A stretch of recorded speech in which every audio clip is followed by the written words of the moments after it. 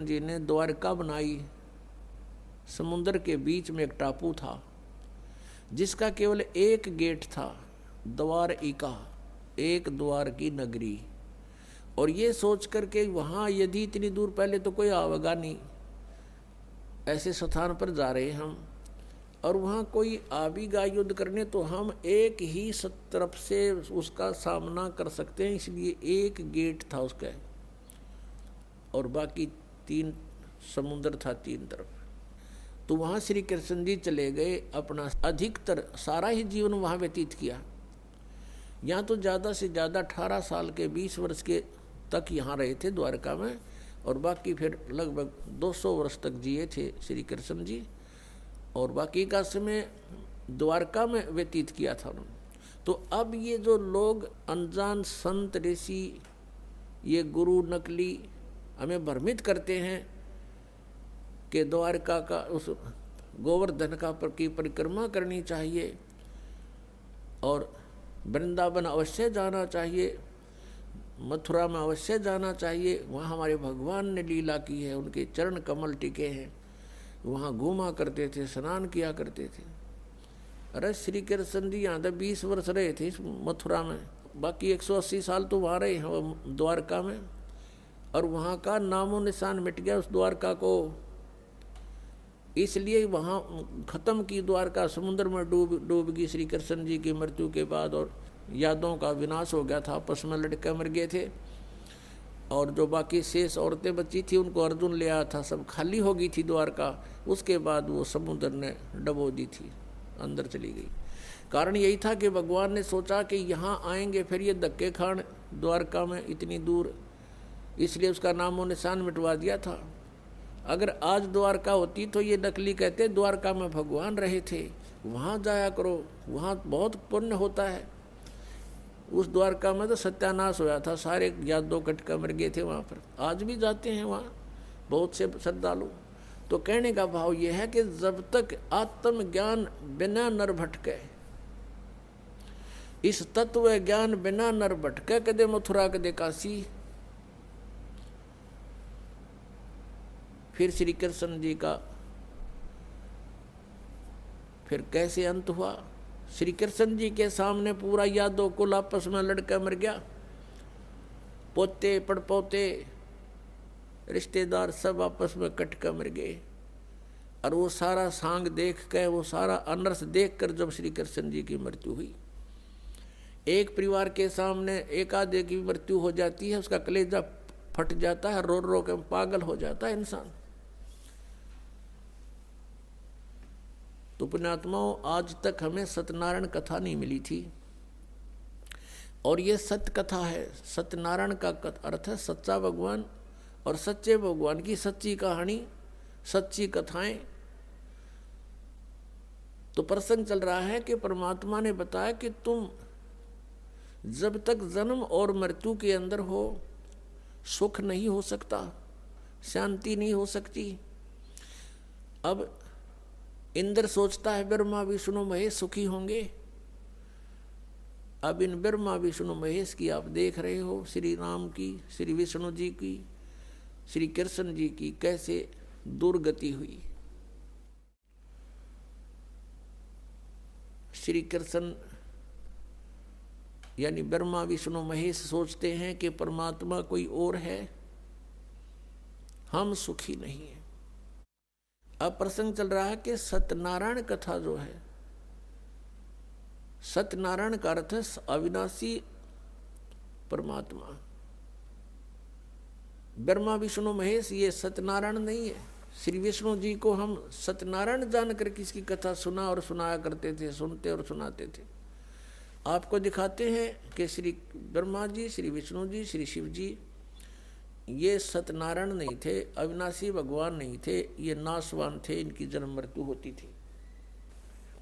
एक झलक दिखाएंगे आपको, समझदार को संकेत बहुत होता है। देखिएगा, श्रीमद् देवी भागवत, श्रीमद् देवी भागवत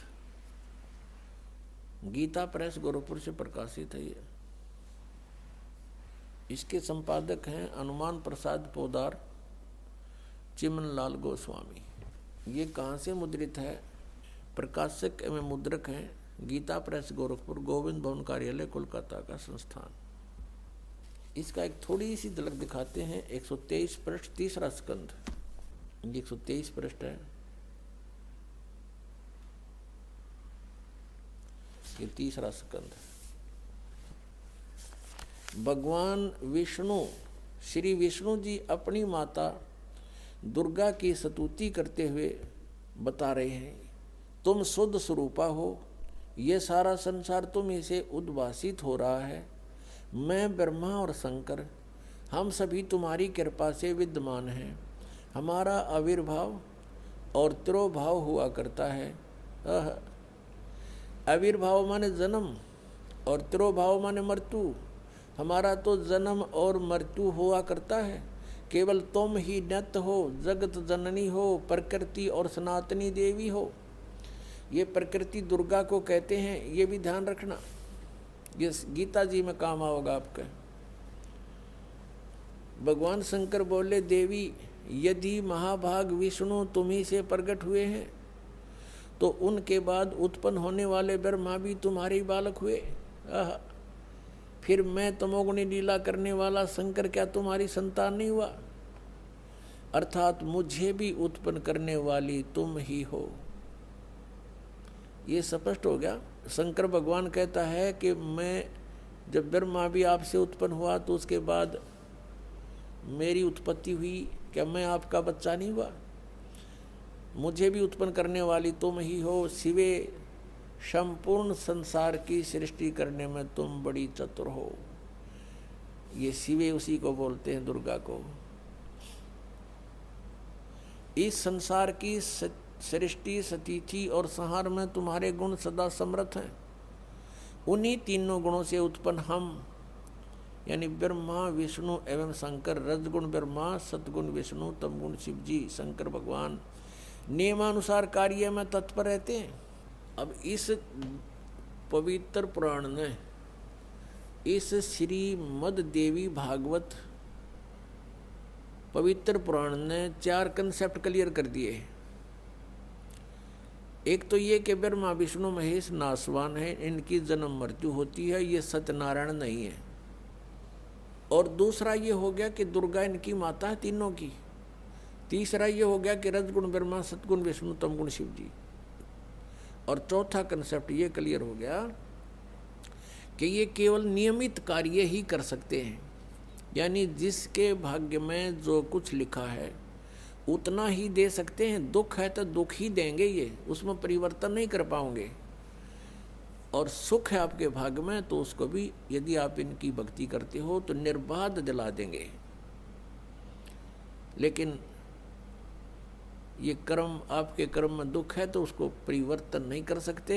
ये किसी भी प्रकार के पाप कर्म दंड का नाश नहीं कर सकते, ना संचित कर्म को नाश कर सकते और न ही इस प्रारब्ध के कर्म का नाश कर सकते। और संचित जो हम कर रहे हैं, जो क्रियावान है, ये भी उसको नहीं बदल सकते। जैसे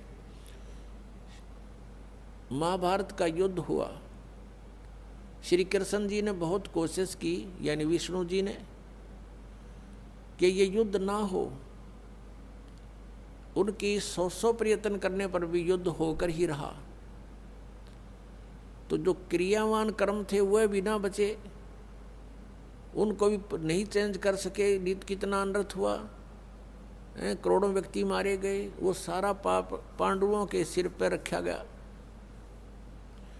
और प्रारब्ध के कर्म को ये अपना भी नहीं काट सकते।